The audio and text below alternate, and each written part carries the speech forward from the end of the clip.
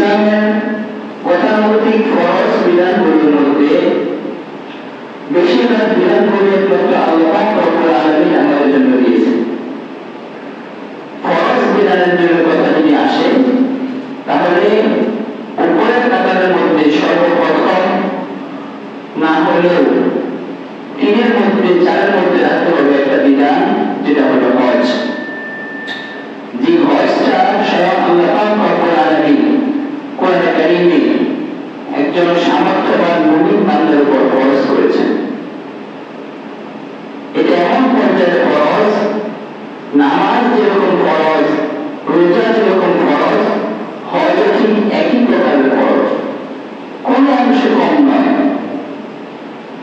আর এই বিধান বলতে পারে কোরআনে কারীমে আল্লাহ রাব্বুল আলামিন স্পষ্ট আয়াতে বলতেছেন, ওয়ালিল্লাহি আলান নাসি হিজ্জুল বাইত, যে আল্লাহর সন্তুষ্টির উদ্দেশ্যে মানুষদের উপর হিজ্জুল বাইত, কাবা ঘর অথবা আল্লাহর ঘরের হজ, আল্লাহর ঘরের হজ মুমিন বান্দাদের উপর আল্লাহর সন্তুষ্টির উদ্দেশ্যে খরচ করেছেন। মান ইসতাতা ইলাইহি সাবিলা, যে আল্লাহর ঘর পর্যন্ত যেতে সক্ষম এরকম ব্যক্তির উপর এই হজ করাটা একটা ফরজ, স্বয়ং আল্লাহ রাব্বুল আলামিনের বিধান।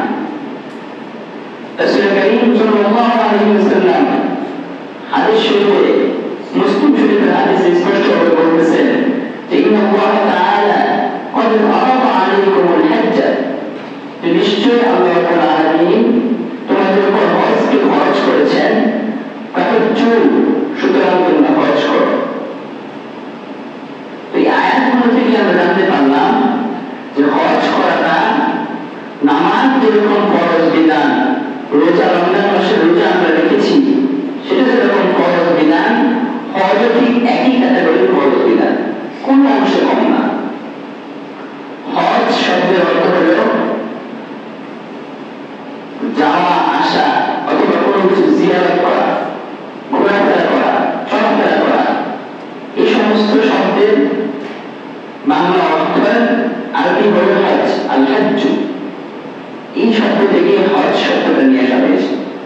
শরীয়তের পরিভাষায় হজ বলা হয় জিলহজ মাসের ৮ তারিখ থেকে নিয়ে ১২ তারিখ পর্যন্ত আল্লাহ রাব্বুল আলামিনের নির্ধারিত কিছু কাজ এবং নির্ধারিত জায়গায় গিয়ে সেই কাজগুলোকে আঞ্জাম দেওয়াকে শরীয়তের পরিভাষায় হজ বলা হয়।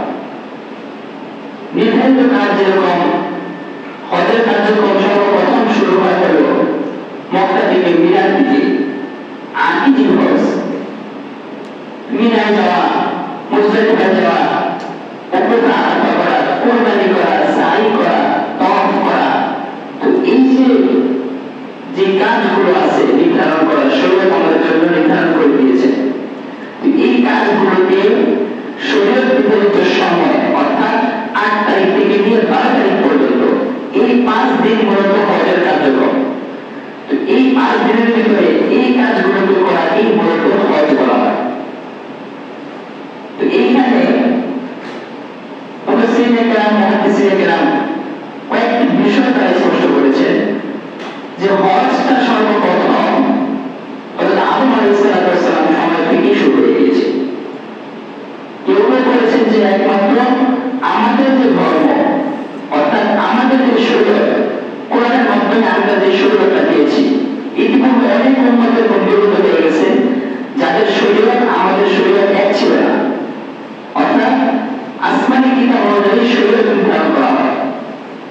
কোরআন আসার পর কোরআনের যে শরীয়ত, এই শরীয়তটা আমাদের উপর আসার পর পূর্ববর্তী সকল শরীয়তের সকল বিধান ধর্ম আমাদের উপর রহিত হয়ে গেছে। একমাত্র আমাদেরকে পালন করতে হবে শুধুমাত্র কোরআন। তো এই কোরআন আমাদের শরীয়তে সর্বপ্রথম হজটা হয়েছিল, শুরু করেছিল হযরত ইব্রাহিম আলাইহিস সালামের সময়। তারপর রাসূল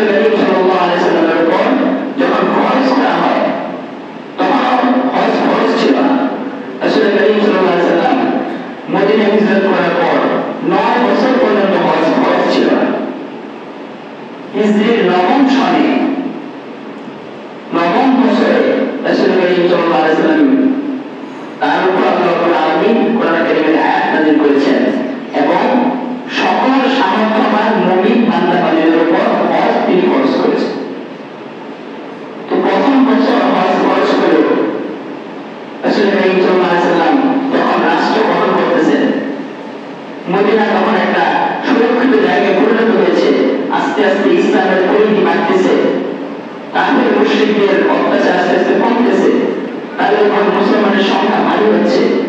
তো ওই সময়ে ধর্মীয় বা রাষ্ট্রীয় কিছু কাজের কারণে রাসূল করিম সাল্লাল্লাহু আলাইহি সাল্লাম ওই নবম বছর, অর্থাৎ যে বছর প্রথম হজ ফরজ হয়, হজ করতে যেতে পারেননি।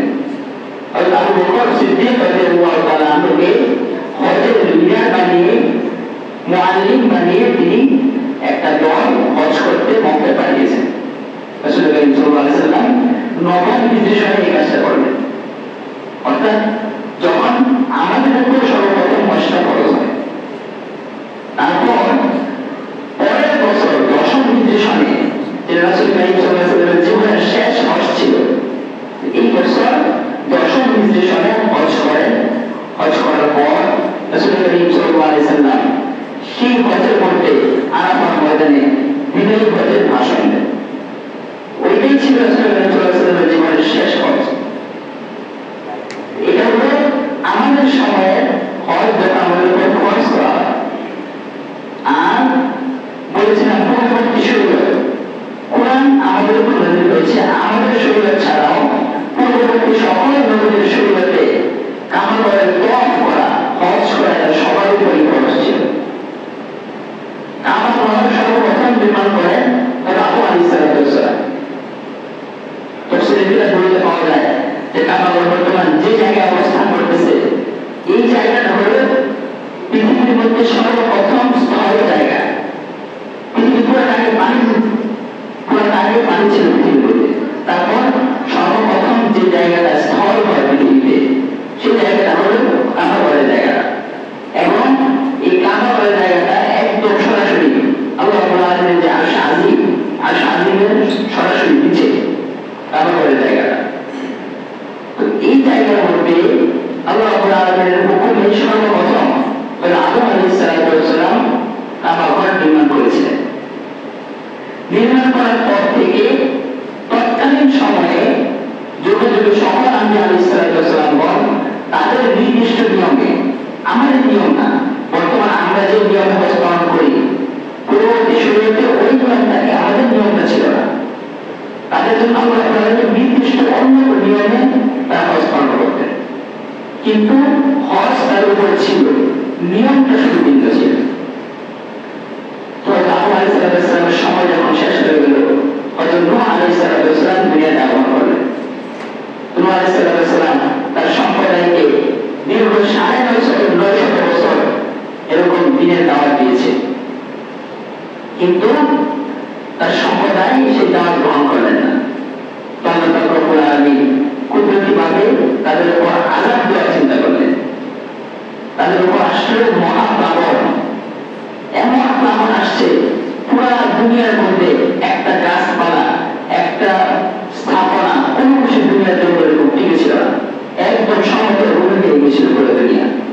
এত ভূমিকম্প এবং প্লাবন, বন্যা আল্লাহ দিয়েছিলেন সেই জাতির উপর।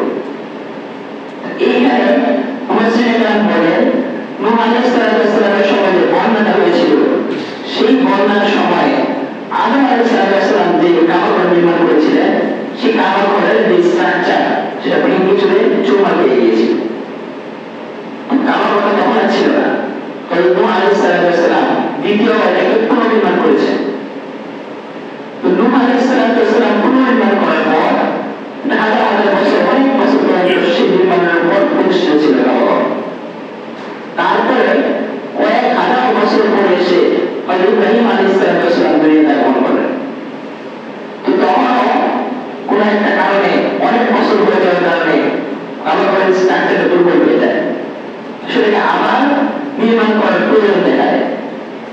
তখন হযরত ইব্রাহিম আলাইহিস সালাম আল্লাহর আদেশে ইব্রাহিম আলাইহিস সালাম তাকে আদেশ দেন যে আপনি কাবাগরটা আবার পুনর্নির্মাণ করেন।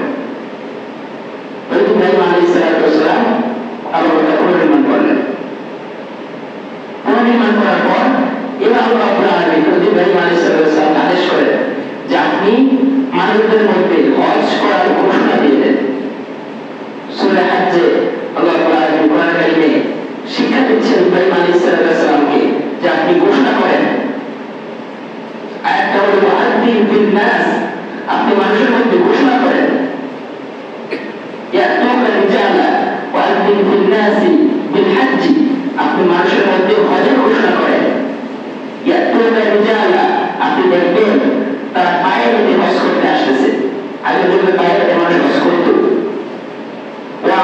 কুল্লি দামিন ইয়াতিনা, এবং উটের পিঠে চড়ে, উষ্ট্রির পিঠে চড়ে, দুর্বল উষ্ট্রির পিঠে চড়ে তারা হজ করতে আসবে। মানুষের কথা বলতেছে। ওয়ালা কুল্লি দামিন ইয়াতিনা মিন কুল্লি ফাজ্জিন আমিক, পৃথিবীর দূর দূরান্ত থেকে, আনাচে কানাচে থেকে মানুষ এরকম ছুটে আসবে হজ করার উদ্দেশ্যে। আপনি মানুষের মধ্যে এলান করে দেন, ঘোষণা দিয়ে দেন। এটা বর্ণনা পাওয়া যায় যে এই ঘোষণাটা যখন ইব্রাহিম আলাইহিস সালাম কাবা ঘরের প্রাঙ্গণে দাঁড়িয়ে দিচ্ছিলেন, তখন তার এই ঘোষণাটার আওয়াজটা কাবা ঘরের আশেপাশে যে পাহাড় পর্বত ছিল, সেই পাহাড় পর্বতের মধ্যে আওয়াজটাকে পরিচালিত করলেন আল্লাহ রাব্বুল আলামিন। আওয়াজটা পরিচালিত করার পর আওয়াজটা পাহাড়ের মধ্যে বাড়ি গিয়ে এরকম পুরা পৃথিবীর সমস্ত মানুষের কানে আল্লাহ রাব্বুল আলামিন আওয়াজটা পৌঁছে দিলেন। তৎকালীন সময়ে যারা বেঁচে ছিলেন, জীবিত ছিলেন, সবার কানে সে আওয়াজটা আল্লাহ রাব্বুল আলামিন পৌঁছে দিলেন। কিভাবে বলে আরো বলতেছে যে তৎকালীন সময়ে যে সমস্ত বাচ্চারা মায়ের পেটে ছিল, সেই বাচ্চাদের কানেও এই আওয়াজটা আল্লাহ রাব্বুল আলামিন পৌঁছে দিয়েছিলেন। এমনকি তাই এটাই শেষ না, যারা বাচ্চা, যারা পূর্বে তারপরে প্রজন্ম, তারা তো মায়ের পেটে ছিল না, তারা ছিল রূহের জগতে, যেটাকে বলা হয় আলামুল আরওয়াহ। সেই রূহের জগতে আল্লাহ রাব্বুল আলামিন ইব্রাহিম আলাইহিস সালামের ঘোষণার আওয়াজটা সেই পর্যন্ত পৌঁছে দিয়েছে। এটাই শেষ না, সবার কানে যখন আওয়াজটা পৌঁছাইল, ঘোষণাটা যখন সবাই শুনল, শুনে শুধু খেলতে হয় নাই, আল্লাহ রাব্বুল আলামিন বলতেছেন, মসজিদে এখানে বলেন যে প্রত্যেকটা লোক, প্রত্যেকটা মানুষ এই আওয়াজটা শুনে লাব্বাইক আল্লাহুম্মা লাব্বাইক এই ঘোষণা দিয়েছে। অর্থাৎ ইব্রাহিম আলাইহিস সালামের ঘোষণার জবাব তারা লাব্বাইক আল্লাহুম্মা লাব্বাইক দিয়েছিলেন। মসজিদে আরো বলেন, সেই যে লাব্বাইক বলেছিল, যে যেখান থেকে বলেছিল, কেউ মায়ের পেট থেকে, কেউ রূহের জগৎ থেকে, কেউ দুনিয়াতে জীবন থাকা অবস্থায়, যে যতবার লাব্বাইক বলেছে, সে দুনিয়ার জমিনে এসে ততবার হজ করবে। একবার বলেছে যে সে একবার হজ করবে, যে দুইবার বলেছে সে দুইবার হজ করবে, যে একাধিকবার বলেছে সে একাধিকবার হজ দুনিয়ার জমিনে সে করবে। এই হলো হজ ইব্রাহিম আলাইহিস সালামের প্রণয়ন। তার আদর্শের উপরে আমরা আজকে হজ করি না। হজটা চালু হয়েছে, আল্লাহ রাব্বুল আলামিন বলেছেন যে হজের কিছু নির্দিষ্ট মাস রয়েছে, সময় রয়েছে। কোরআনে আসছে আল হজ্জু আশহুরুম মা'লুমাত, যে হজের রয়েছে কিছু নির্দিষ্ট সময়, মাস। এখানে ব্যাখ্যায় বলা হয়েছে সেই নির্দিষ্ট মাস হলো তিনটা। একটা হলো শাওয়াল, যেটা বর্তমানে চলতেছে, আর একটা হলো জিলকদ, আর একটা হলো জিলহজ। এই তিনটা মাস হলো হজের মাস। তবে হজের মূল কার্যক্রম কিন্তু 5 দিন, জিলহজের 8 তারিখ থেকে নিয়ে জিলহজের 12 তারিখ পর্যন্ত। এই 2 মাসে কেন বলা হচ্ছে, তৎকালীন আরব থেকে বিভিন্ন দেশ থেকে মানুষ যখন হজ করতে আসলো, 3 মাস 2 মাস সময় লাগতো হজ করতে। তো এই সময়ের ভিতরে মানুষ তাদের মাল সামান গুছিয়ে এমন সময় তারা রওনা হয়ে যেত। অথবা শাওয়াল মাসের শুরুর দিকে, আমরা যে মাসে অবস্থান করতেছি, শাওয়াল মাস, এই মাসের শুরুর দিকেই 1-2 তারিখের মধ্যে তারা মাল সামান নিয়ে এরকম হজের উদ্দেশ্যে তারা রওনা হয়ে যেত। তারপর আস্তে আস্তে আস্তে আস্তে জিলহজ মাসের 8 তারিখের আগে তারা এসে মক্কায় উপস্থিত। এই জন্য আল্লাহ রাব্বুল আলামিন তাদের সফরটা যেন বৃথা না যায়, এই জন্য এই সফরের মালগুলোকে আল্লাহ রাব্বুল আলামিন হজের মাস হিসেবে স্বীকৃতি দিয়ে দিলেন। আমাদের তো এখন তথ্য প্রযুক্তির যুগে কতটা সহজ হয়ে গেছে আমাদের যাওয়া, 7-5 ঘন্টা বেশি লাগে না, এই সময় আমরা পৌঁছে যেতে পারি মক্কায়। কিন্তু প্রযুক্তি উন্নত হলে কি হবে, আমাদের নিয়তটা হয়তো ভাড়া পড়ে গেছে, আমাদের ন্যাক আমলের স্পৃহা, আগ্রহের প্রতি ভাড়া পড়ে গেছে। আগে যখন মানুষ ঠিকই 3 মাস 6 মাস লাগিয়ে গিয়ে এরকম দৌড়াতে হজ করে আসতো, কিন্তু এখনকার সময় 6 ঘন্টা লাগে যেতে, তারপরে হজ করতে রাজি। এইখানে সমস্যাটা আল্লাহ হাবিব সাল্লাল্লাহু আলাইহি ওয়াসাল্লাম স্পষ্ট হাদিসে হাজ্জি, হজকে তোমরা ত্বরান্বিত করো, হজকে তোমরা দেরি করো না, তাড়াতাড়ি আদায় করে নাও। কারণ তোমাদের মধ্যে কেউ জানে না যে আগামীকাল বা কিছুক্ষণ পর একটা ব্যক্তির সাথে কি হয়ে যায়, কেউ জানে না। আজকে টাকা আছে আমার কাছে, হজ করতেছি না, দেখা যাবে এই টাকা আমার কাছে থাকতে নাও পারে। এইখানে একটা গুরুত্বপূর্ণ মাসআলা হলো এটা, যদি কারোর কাছে আজ থেকে 10 বছর পূর্বে বা 15 বছর পূর্বে হজ করার পরিমাণ টাকা থাকে, ওই সময় যদি থেকে থাকে, তারপরে যদি হজ না করে থাকেন, তাহলে আপনার উপর ওই সময় হজ খরচ হয়েছিল, কিন্তু পরবর্তীতে এসে এখনকার সময় ধরে নিলাম 10 বছর আগে হজ করার জন্য 50,000 টাকা লাগতো, কিন্তু এখনকার সময় এসে 7 লক্ষ টাকা লাগে হজ করতে। তখনকার সময় 50,000 টাকা হজ করতে লাগতো, ওই সময় 50,000 টাকা আপনার কাছে ছিল, কিন্তু আপনি হজ করেন নাই। তবে ওই 50,000 টাকা আপনার কাছে থাকার কারণে আপনার উপর হজ খরচ হয়ে গেছিল, কিন্তু আপনি হজটা করেন নাই। ওই হজটা আপনার উপর থেকে রহিত হবে না। ওই যে তখন হজ খরচ হয়েছিল, ওই খরচটা আপনার উপর অব্যাহত থাকবে। যদিও এখন এসে আপনার কাছে 7 লাখ টাকা নাই, কিন্তু হজটা ঠিক আপনার উপর রয়ে গেছে। এখন অনেকে অজুহাত দেখা এটা, ওই সময় টাকা ছিল ওটা ছিল, ওটা দেখার বিষয় না, বর্তমান তো আমাদের 7 লাখ টাকা নাই, এটা বলতে হবে না। আপনি বলতে হবে 10 বছর আগে খরচ হয়েছিল, ওটার পরিচয়টা আপনার উপর থেকে রহিত হবে না। ওই পরিচয়টা এখন আপনার উপর আছে, আপনাকে হজ অবশ্যই হজ এটাকে আদায় করতে হবে। মানুষের 1 ঘন্টা পর 1 মিনিট করে কি হবে এটার ভরসা নাই। আজকে আমি হজকে পিছাতে পিছাতে এমন অবস্থায় নিয়ে গিয়েছি যে এখন হজের কোনো জ্ঞানই নাই, আগ্রহই নাই। অনেকে বলে যে সরকারি চাকরি করে ছুটি পাওয়া যায় না, ব্যবসা করি, ব্যবসা থেকে এরকম সুযোগ নাই, ব্যবসা থেকে ছুটি বন্ধ রাখার। আরো কত অজুহাত, ছেলে মেয়ের বিয়ে দিয়ে তারপর হজে যাবো। আর যারা দুর্নীতিবাজ তারা চিন্তা করে যত দুর্নীতি আছে সব যতটুকু সম্ভব আমার জীবনে খোলায় সব দুর্নীতি শেষ করে একদম শেষ বয়সে এসে আল্লাহর বাড়ি গিয়ে হজ উমরা করে তসবিহ নিয়ে টুপি নিয়ে একদম মসজিদে চেয়ারে বসে যাবে। এটা হলো আমাদের টেনশন বর্তমান আমাদের সমাজে। কিন্তু বাইরের কান্ট্রিগুলো এরকম না। বিশ্বে এরকম অনেক দেশ আছে যেখানে যুবক অবস্থায় বিয়ে করার পূর্বে অনেকে আছে, যে অনেক জায়গায় আছে হজ করতে হয়।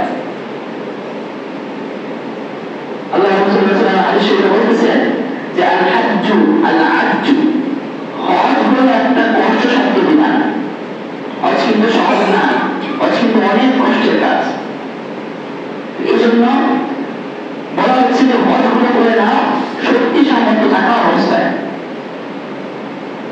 কারণ শরীরের মধ্যে কিছু ইবাদত আছে যে ইবাদতগুলো আমার শরীরের সাথে সম্পর্কিত, আমার কিছু ইবাদত আছে আমার সম্পদের সাথে সম্পর্কিত, যেমন যাকাত সদকা, এগুলো আমার সম্পদের সাথে সম্পর্কিত, এগুলো আমার শারীরিক কষ্টের সাথে কোনো সম্পর্ক নেই। যেমন নামাজ পড়তে হবে একটা শরীর দিয়ে, কষ্ট হবে শরীরে, সম্পদের সাথে কোনো সম্পর্ক নেই। কিন্তু হজটা হলো একমাত্র বিধান যেটার মধ্যে আপনার শরীরও লাগবে, সম্পদও লাগবে। দুটার সমন্বয় যদি না হয় তাহলে হজ খরচ হবে না। এই জন্য হজটাকে হজ হয়ে গেছে এখন অনেকের উপর আমার বিশ্বাস, এখানে বেশিরভাগ মানুষের উপরে হজ করা হচ্ছে, কিন্তু হজগুলো আদায় করতেছি না, ভাবতেছি যে আরো কিছুদিন পরে আদায় করবো। গত কয়েক বছর পূর্বে ইন্দোনেশিয়ার একটা জামাত আসছিলেন বাংলাদেশে, তো তাদের সাথে 3-4 দিন সময় থাকার তৌফিক হয়েছিল, আল্লাহ তৌফিক দিয়েছিলেন। তাদের কাছ থেকে জানতে পারলাম যে ইন্দোনেশিয়া, ফিলিপাইন এবং মালয়েশিয়া সহ এরকম কয়েকটা মুসলিম কান্ট্রিতে কিছু কিছু জায়গায় এরকম নিয়ম আছে যে বিবাহ করার জন্য হজ করা শর্ত। বিয়ে করতে হবে, যদি বিয়ে করতে চান তাহলে হজ করতে হবে, হজ করা ছাড়া মেয়ে বিয়ে দিবে না। কোন বাবার দিয়েও দিবে না। এরকম অবস্থা দেখেন, কত সুন্দর একটা সংস্কৃতি। এই সংস্কৃতিটা কি হচ্ছে, হজটা আদায় হয়ে গেছে যুবক বয়সে, আর যুবক বয়সে হজের মজা, আর বৃদ্ধ বয়সে যখন আমার হাঁটু আমাকে সায় দেয় না, আমার কোমর আমার সাথে মিলে না, আমার ইচ্ছা করে আমি রোধ করি, নামাজ পড়ি, কিন্তু আমার কোমর আমার পা আমাকে সায় দেয় না। এমন অবস্থায় গিয়ে হজ করা, অনেকে আছে এমন অবস্থায় হুইল চেয়ারে গিয়ে হজ করে। হুইল চেয়ার করলে কি হয়, যে ছেলে নিয়ে যাবে হুইল চেয়ার, তার তো কষ্ট এখানে। আমি আমার একটা আমল করতে গিয়ে পিছনে আরেক মানুষকে কষ্ট দিচ্ছি, এসব কিছু তো একেবারে তেমন নয়। এই জন্য হজগুলোকে চেষ্টা করবো যুবক বয়সে আদায় করে নেয়া। এখনো যারা আমাদের শক্তি সামর্থ্য সবার আছে এখানে আলহামদুলিল্লাহ, চেষ্টা করবো হজগুলো তাড়াতাড়ি আদায় করে নেয়া। কারণ এই হজগুলো যদি আদায় করি, অনেক ফজিলত কোরআন ও হাদিসে বর্ণিত হয়েছে। একটা ফজিলত কেমন আছে, আল্লাহ রাসূল সাল্লাল্লাহু আলাইহি ওয়াসাল্লাম বলতেছেন যে একটা কবর হজ এর বিনিময়ে শুধুমাত্র জান্নাত, আর কিছু না। অর্থাৎ একটা কবর হজ যদি কেউ করে, তার মাথা যদি কবুল হয়ে যায়, তার বিনিময়ে একমাত্র জান্নাত।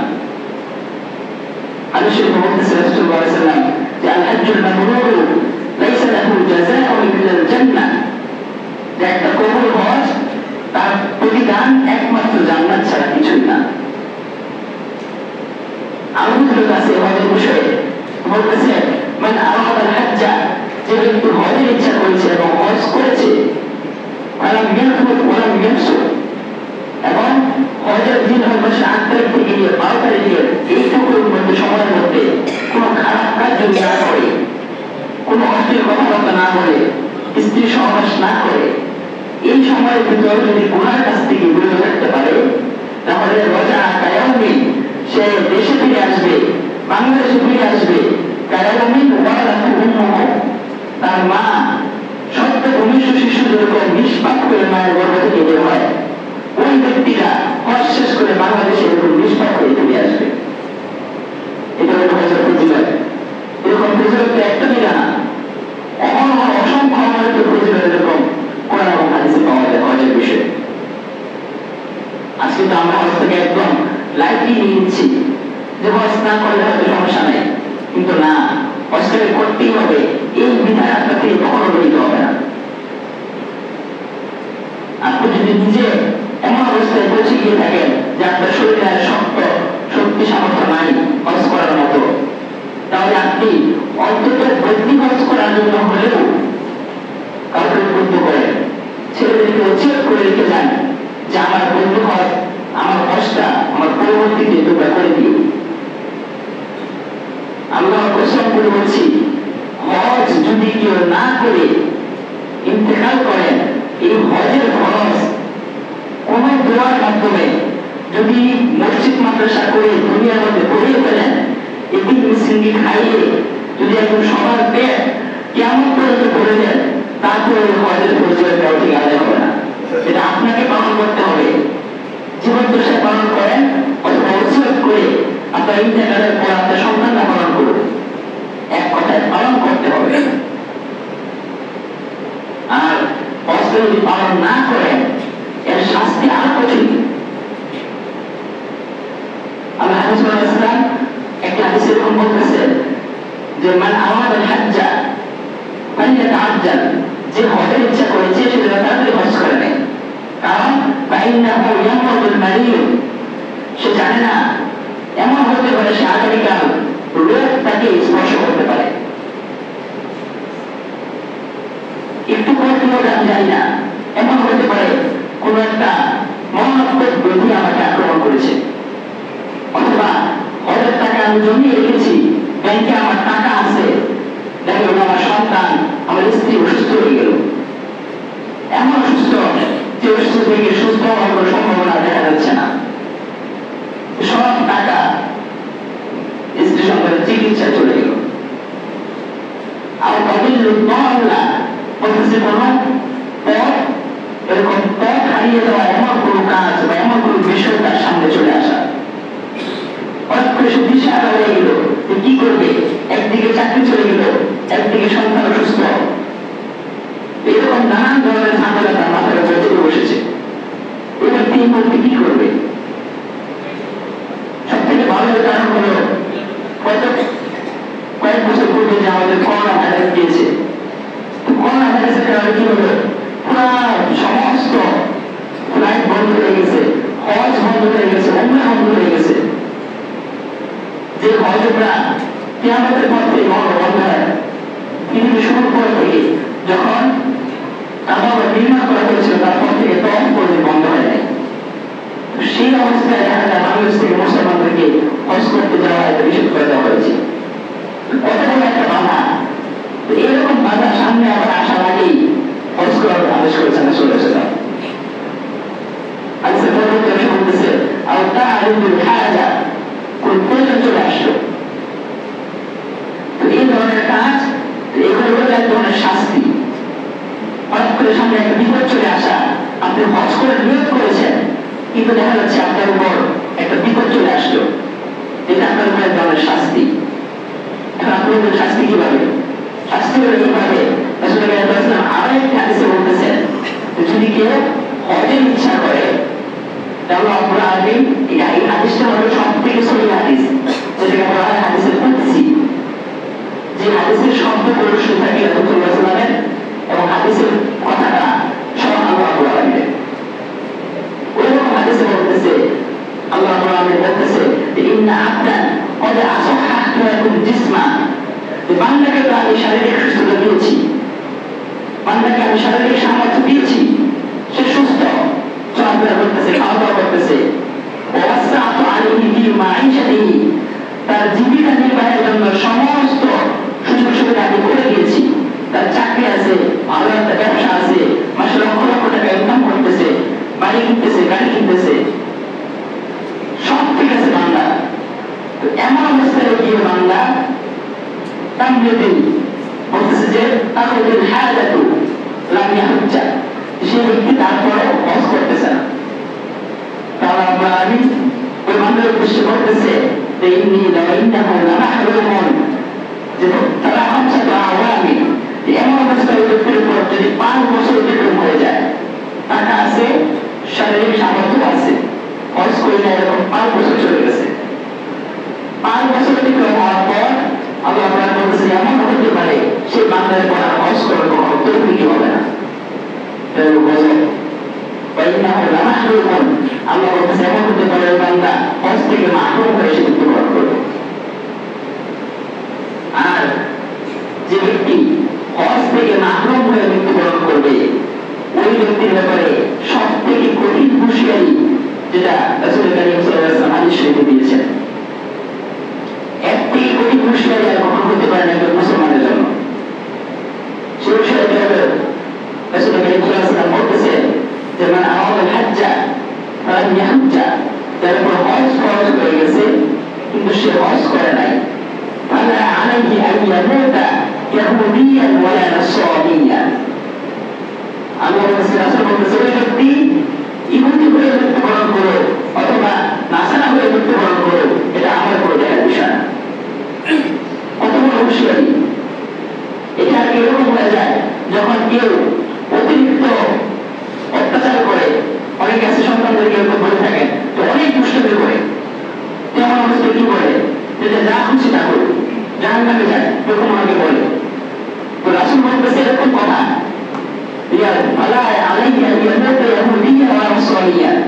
সে হজ করলো না, হজ না করে সে ইন্তেকাল করেছে, মৃত্যুবরণ করেছে, সে ইহুদি হয়ে বলো, নাসারা হয়ে বলো, আমার কোনো কিছু যায় আসে না। এবার বুঝেন একজন মুসলমানের জন্য এর থেকে কঠিন হুঁশিয়ারি কি হতে পারে? জীবনের 60-70 বছর 5 ওয়াক্ত নামাজ আমরা পড়েছি, রোজা করে রেখেছি, নামাজ পড়তে পড়তে কপালের মধ্যে দাগ পড়ে গেছে, পায়ের মধ্যে দাগ পড়ে গেছে, এত আমল করলাম, হজ না করে ইন্তেকাল করার পর ইহুদি করে বললাম নাকি নাসারা করে বললাম, তার জিম্মাদারি আসবেন নাই, জীবনটা পুরাই বৃথা। কি না করলাম তো আমার এই জীবন দিয়ে? এই জন্য চেষ্টা করা, আজ থেকে এখান থেকে নিয়োগ করে আমরা বের হবো যে এই বছর হয়তো 9 তারিখে হজের প্রথম ফ্লাইট উড্ডয়ন করবে। চেষ্টা করবো, এই বছর তো সম্ভব না, আগামী বছর চেষ্টা করবো যে টাকা, যাদের কাছে টাকা আছে, আগামী বছর এই সময়ের প্রথম ফ্লাইট যেন আপনার আমার ফ্লাইট হয়, এই চেষ্টা আমরা সকল করব। আর যাদের টাকা ব্যবস্থা নাই, তারা চেষ্টা করবো টাকা এরকম জোগাড় করা, যে আদেশটা করেছেন, সব পরিমাণ পালন করেছি, নামাজও পড়েছি, রোজাও রেখেছি, যাকাতও আমি দিয়েছি, কালিমাতে পড়েছি, এখন হজটা যদি আমি আদায় করে নিই তাহলে আমার প্যাকেজ পরিপূর্ণ। আল্লাহর কাছে আমি রাত বলবো যে আল্লাহ অন্তত ফরজগুলো আমি আদায় করেছি, এইভাবে যে আল্লাহকে বলতে পারি, আশা করা যে আল্লাহ আপনাকে আমাকে মাফ করবে। কিন্তু ফরজগুলো যদি ছুটে যায় তাহলে কি মুখে আল্লাহর কাছে দাঁড়াবো? এই জন্য হজের ব্যাপারে সব থেকে গুরুত্বপূর্ণ বিষয় হল নিয়ত। নিয়তটা যা যত বেশি সহি হয়, সে আল্লাহর ঘরে তত বেশি যেতে পারে, এটা পরীক্ষিত। আমাদের আগে বলেন, আমাদের উস্তাদ মাওলানা জুনায়েদ বাবলুল রাহমাতুল্লাহ আলাইহি, আমরা সকলে চিনি। উনি একটা কথা বলতেন ক্লাসের মধ্যে যে হজের ক্ষেত্রে নিয়ত জরুরি না, হজের ক্ষেত্রে টাকা পয়সা জরুরি না, নিয়তটা জরুরি। বলতেন যে তোমরা একটা ব্যাংক বানাও যেখানে টাকা জমা করা যায়, মাটির ব্যাংক হোক, প্লাস্টিকের ব্যাংক হোক, সেই ব্যাংকের মধ্যে 1 টাকা 2 টাকা 5 টাকা রেখে বলে দিই নিয়তটাকে সই করো। 1 টাকা 5 টাকা ব্যাংকের মধ্যে জমা করা, তাও আবার হজের নিয়তে, এটা দেখতে একটা ছেলে মানুষই, কিন্তু ছেলে মানুষ এটা বাহ্যিক দৃষ্টিতে, কিন্তু আপনি ভালো করে পর্যবেক্ষণ করলে আপনি বুঝতে পারবেন যে প্রতিদিন আপনি যে 5 টাকা 10 টাকা করে ব্যাংকে রাখতেছেন নিয়মিত, এই টাকা রাখার দ্বারা আপনার নিয়মটা প্রতিদিন সই হচ্ছে, আপনার নিয়মটা প্রতিদিন নবায়ন হচ্ছে, শক্ত হচ্ছে যে আমি এই টাকাটা হজের জন্য বানাচ্ছি। এই জন্য এই নিয়মটা আল্লাহ আপনারা দেখবেন, আর কিছু দেখবেন না আপনার কাছ থেকে।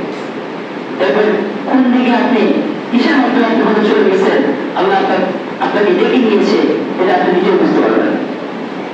এই জন্য আয়াত ওয়াল্লাযীনা জাহাদু, যে চেষ্টা করে, ফিনা, আমার জন্য, আল্লাহ বলতেছেন যে আমাদের জন্য, আমার জন্য যে চেষ্টা করবে, মেহনত করবে, ফিনা লাহদিয়ান্নাহুম সুবুলানা, আমি আমার অনেক পথ সেই বান্দার সামনে খুলে দিব।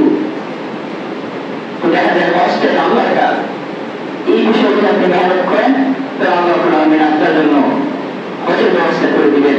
রাসূল করিম সাল্লাল্লাহু আলাইহি ওয়াসাল্লামের মদিনায় মসজিদ নববীতে রাসূলের রওজার পাশে দাঁড়িয়ে রাসূলকে সালাম পেশ করে সুযোগ আল্লাহ করে দিবেন। এই জন্য আজকে থেকে নিয়ত শুরু করবো, আগামী বছর বা খুব দ্রুততম সময়ের মধ্যে যেন তাদের উপরে হজগুলো খরচ হয়ে গেছে, হজগুলো আদায় করে দিতে পারি। পরিবার পরিজনকে যদি সম্ভব হয় তাদেরকেও নিয়ে এই